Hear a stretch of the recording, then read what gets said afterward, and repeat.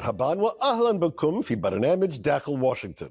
أنا مضيفكم روبرت ساتلوف.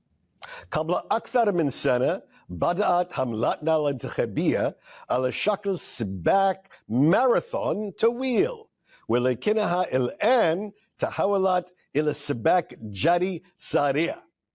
في منتصف سبتمبر من هذا العام ستبدأ بعض الولايات بالتصويت المبكر، وبعد ذلك وخلال 6 أسابيع سيختار أكثر من 100 مليون ناخب أمريكي بين 2 مرشح يعرفونه جيدا، وهو دونالد ترامب، ومرشحة يتعرفون إليها الآن، وهي كامالا هاريس.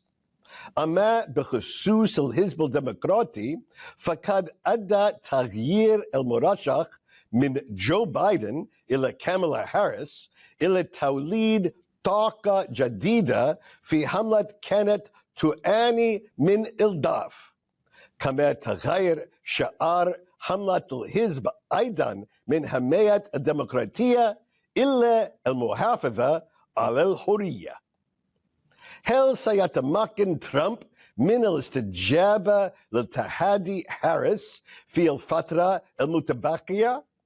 وهل ستؤثر أي مفاجأة في أكتوبر على مسار الحملة من جديد؟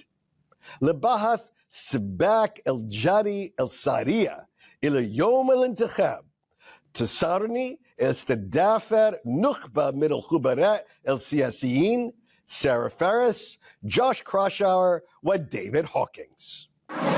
Welcome back to Dakhel, Washington. We now have a mad dash to the election. Indeed, with early voting starting in some states in mid-September, the election is virtually now. We're going to talk about all this with our guests today, Josh Kraushaar, Sarah Ferris, and David Hawkins. Thank you all so much for being with me. So let's start with the impact of the switch from Joe Biden to Kamala Harris and how it all played out at the Democratic National Convention seemed to be remarkably smooth. Protests were tiny. The convention went off without much of a hitch. How is this possible? Sarah, you were there. Tell us.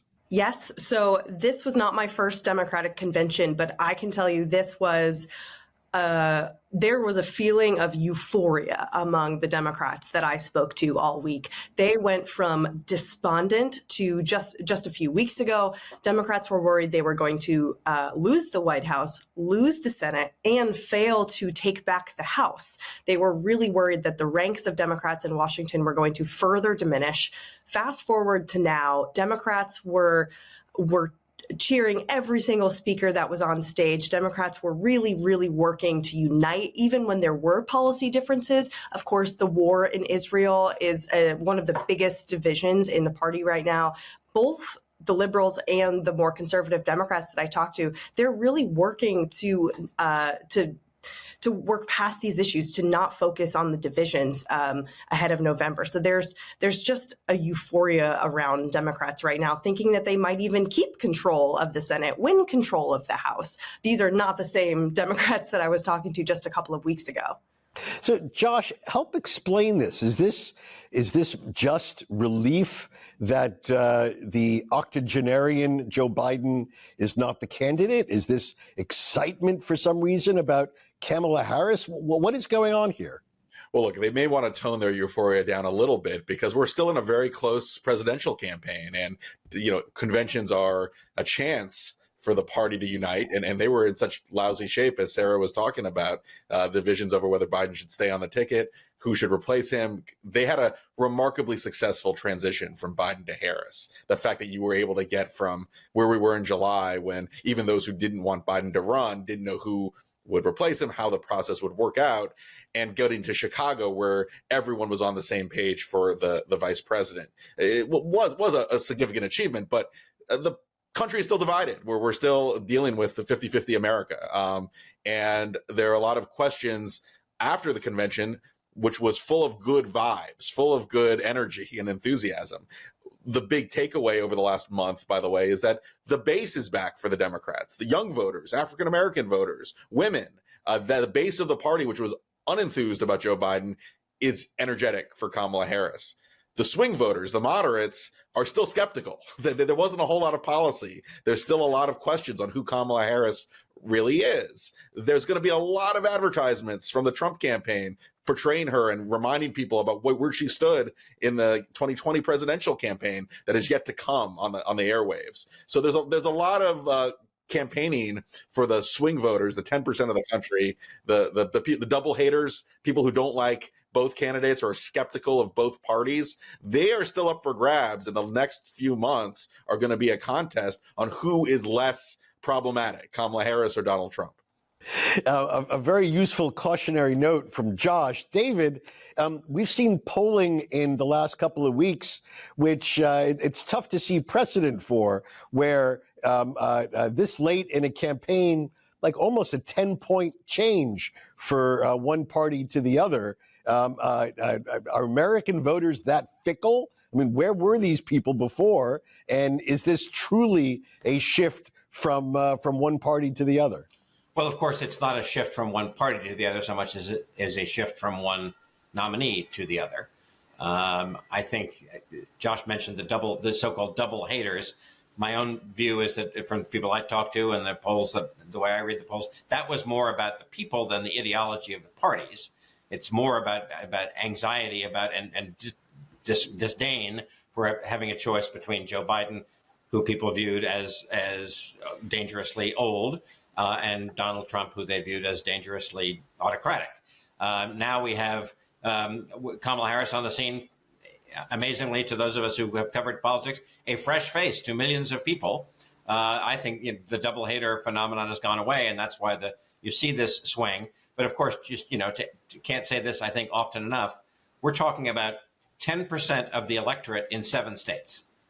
So we're talking about a small share of voters in ultimately a small part of the country is going to decide this election. All the good vibes aside, all the relief and it turned into enthusiasm at the DNC, all the happiness at the RNC is ultimately about, means very little. What happens now is the 10-week or so ground game of trying to move a few thousand votes in Pennsylvania, Wisconsin, Michigan, North Carolina, Georgia, Nevada, and Arizona. Again, thank you for reminding us what the stakes really are. Sarah, so far, and it's early days, but so far, Donald Trump seems to have had a bit of difficulty figuring out how to campaign against Kamala Harris. He pretty much had Joe Biden's number, but he doesn't quite yet have Kamala Harris's number. Why is this so difficult?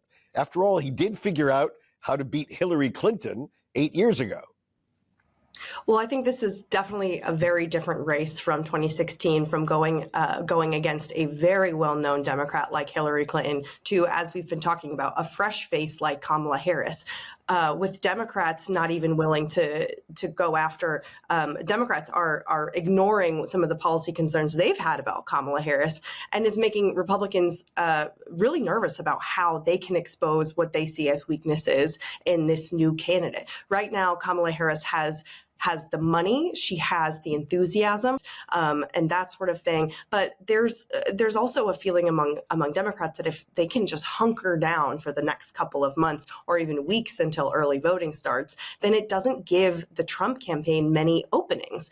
And while we see Kamala Harris sort of on her best behavior, trying not to say anything that might upset voters on either side, especially those independents we've been talking about, Donald Trump has had a series of flubs, a series of remarks that have really impacted him. Of course, his running mate, J.D. Vance, who was picked really at the height of optimism for the Republican Party. Trump had just survived an assassination attempt. He picked sort of the more controversial pick of J.D. Vance, and we've seen the two of them really struggle to reach these mainstream voters. Just recently, there was an incident at Arlington National Cemetery where Trump campaign officials got into an altercation with officials at Arlington Cemetery. So these are some of the problems problems that the Trump campaign is just unable to rein in their candidate. What makes him so good at reaching American voters, this willingness to kind of go off script, that also can backfire on him. And it's much harder for him to get through the next couple of months.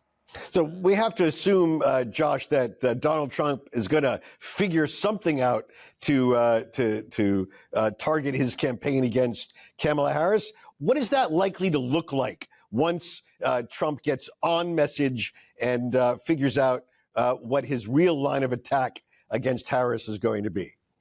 Look, I think Sarah's right in that Trump needs to kind of focus on what his attack is. I remember 2016 and all the things that Trump did that was abnormal, irregular, and drove scrutiny in the media, and it didn't really matter. I don't think a lot of the kind of cotton candy that we see on the Trump campaign side is really going to matter. It's going to come down to issues, and it's going to come down to sort of which candidate do voters feel more comfortable with.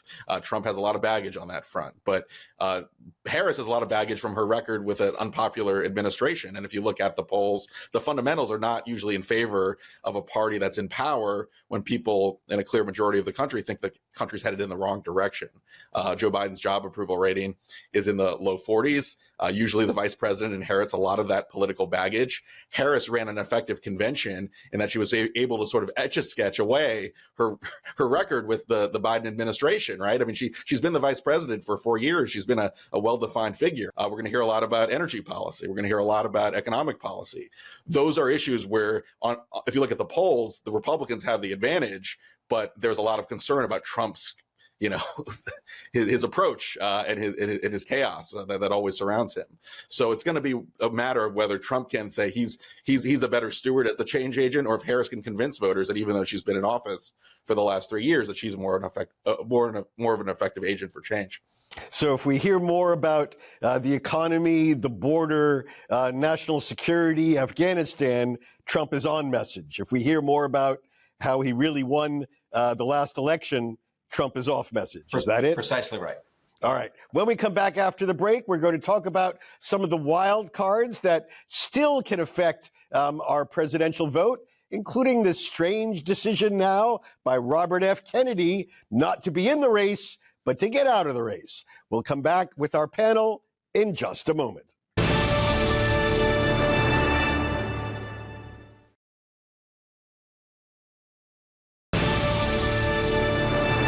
Our guests again today include Sarah Ferris. Sarah covers Congress for Politico, a multimedia platform that is all politics all the time.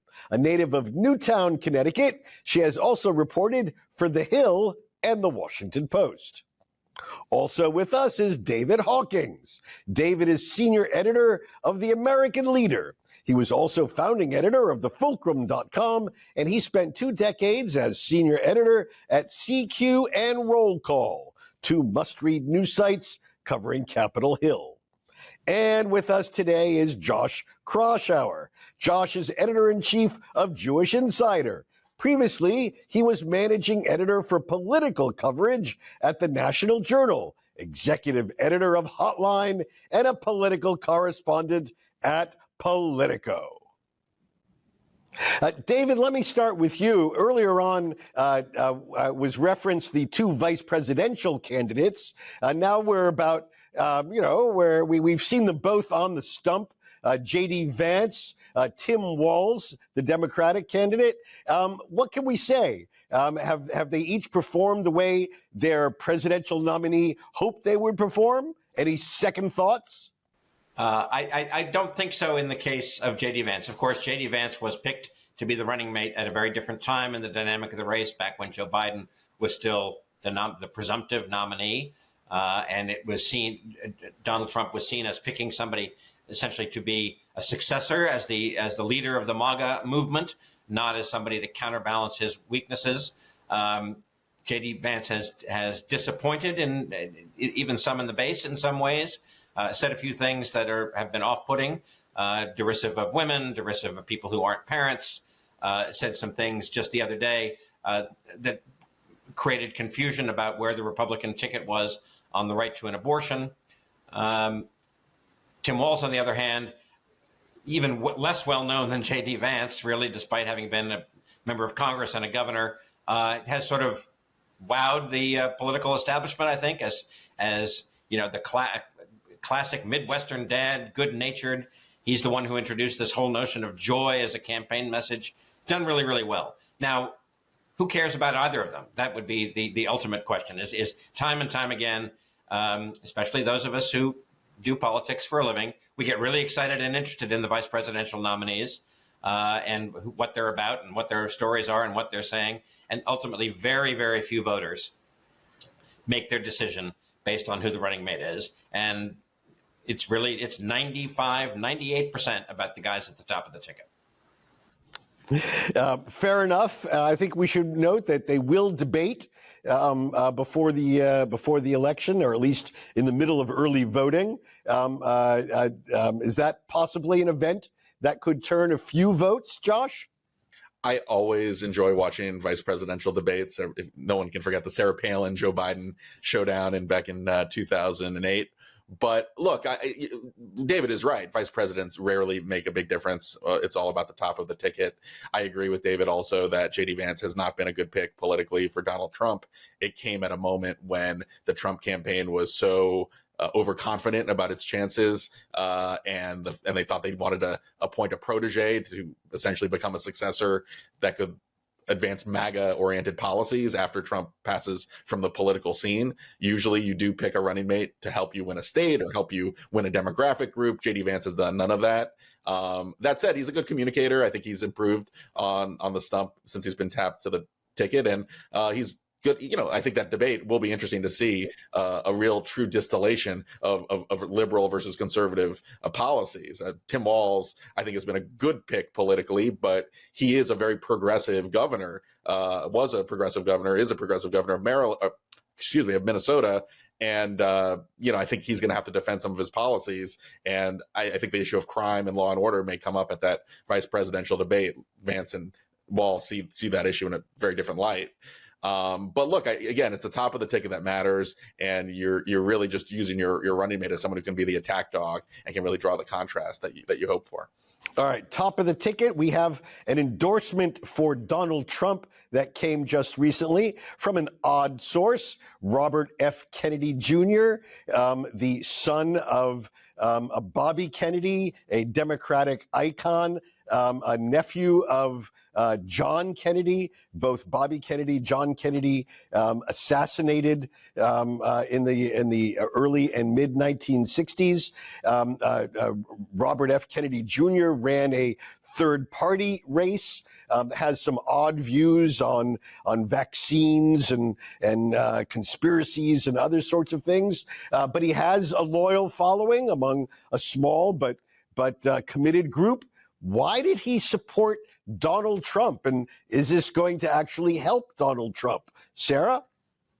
Well, this Kennedy has been a very perplexing figure in this particular race, as you alluded to, with some of his policy positions and some of his life story. There's things about a bear cub in Central Park. He just really makes people scratch their heads about why is he running, what would he bring. But as you've said, he has continued to draw voters away from both the Democratic and the Republican candidate in this race. And we saw what I think shows the signs that the Trump campaign is really struggling to figure out where to go next here. The fact that they are bringing Kennedy into the fold here, encouraging him to accepting his endorsement. I mean, that was a decision that had to be made, and clearly the Trump campaign thought that would be helpful to them.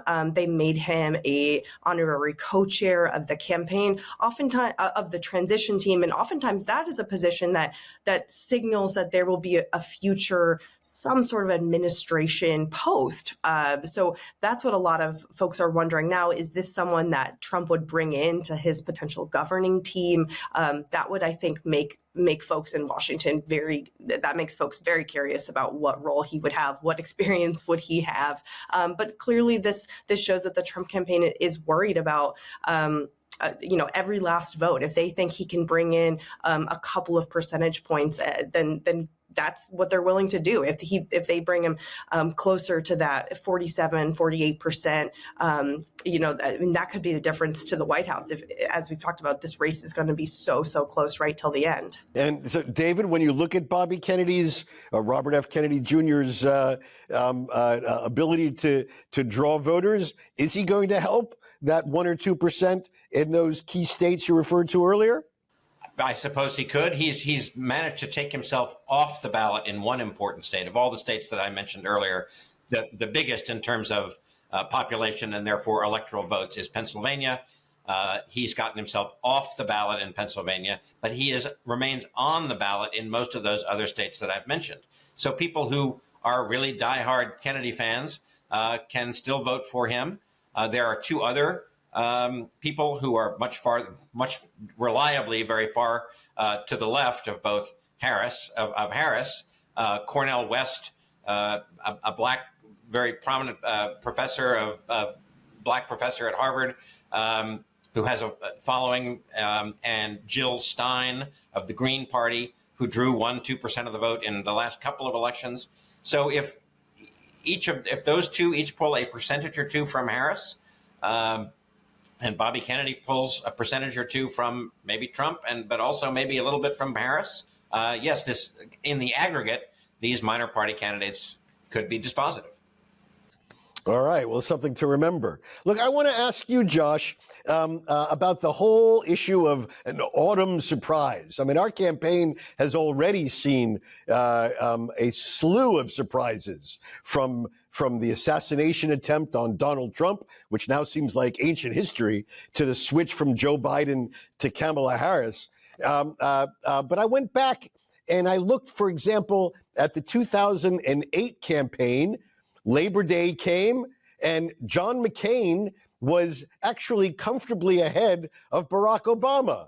And then the financial crisis hit, Lehman Brothers went belly up, and in a matter of weeks, that switched, and Obama sailed to an easy victory. When one thinks about the next 6 weeks, the key weeks of our campaign, what could happen to change this dynamic fundamentally? So I think we're not in sort of that 2008 territory where there were a whole lot of persuadable voters. There are much fewer persuadable voters. 10% and is sort of the ballpark figure when you talk to Republican and Democratic strategists. Look, the big surprise to me is going to be polling and the possibility of a polling mistake. I covered the 2020 presidential campaign closely. There were polls that showed Biden up by double digits. There was a poll the Washington Post ran a few weeks before the election showing Biden leading by 17 points in Wisconsin. He only won by 1 point. There is a worry in Democratic circles that the polling is capturing the most enthusiastic voters we saw at the convention, right? The people who are more likely to answer their phones, respond to polls, and they're not capturing the Trump. We've seen a lot of polling error in recent elections favoring Democrats. So I think the worry is that you could see, especially among Democrats, is that you could see an upsurge of Trump voters, like low propensity voters, maybe the Robert F. Kennedy voters that turn out for Trump on election day and actually allow Trump to overperform where the polls are. So the real surprise is not some external event, it's just our own bad polling. No one can, I mean, these days, no one is fully confident that the polls are going to translate into the reality on election day. So the only poll that matters, as the cliche goes, is the one on election day. All right, I'm afraid we've just run out of time. I'm going to have to apologize and hope to have you all back. David Hawking, Sarah Ferris, Josh Kroshauer, thank you for joining me this week on داخل واشنطن. وصلنا إلى ختام هذه الحلقة من برنامج داخل واشنطن. إن كانت لديكم تساؤلات أو تعليقات حول موضوع هذه الحلقة، وخاصة حول الشهرين الأخيرين من الحملة الانتخابية، أرجو التواصل معي عبر تويتر على هاشتاج Inside Washington أو مباشرة @RobSatloff. أراكم في الأسبوع المقبل، وحتى ذلك حين شكرا لكم وإلى اللقاء.